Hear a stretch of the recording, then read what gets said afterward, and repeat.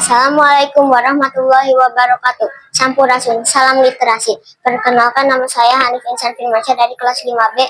Saya bersekolah di SD Yayasan Adkan Sunda 1 Pasir Letik, Kecamatan Cimurian, Kabupaten Bandung. Kali ini saya akan mempresentasikan hasil Litnum bulan Maret tahun 2026 tentang diskon dan persentase, menghitung diskon, harga akhir, dan keuntungan pada penjualan.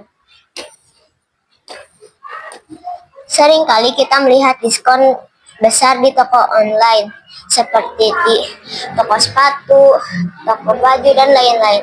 Tapi, pernahkah kamu berpikir bagaimana cara menghitung harga setelah diskon? Mari kita ungkap bersama lewat matematika persentase.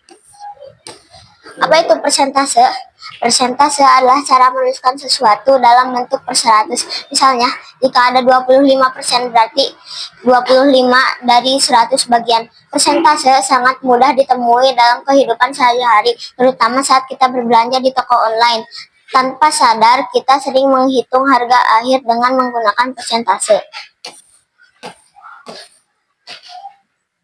Rumus diskon. Harga setelah diskon dihitung dengan harga akhir sama dengan harga awal persentase diskon dikali harga awal.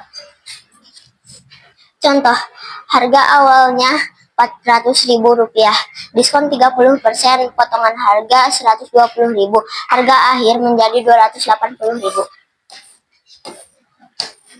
Latihan diskon. Sekarang bayangkan sebuah tas berharga Rp200.000 mendapat diskon Rp50.000. Berapa harga sebenarnya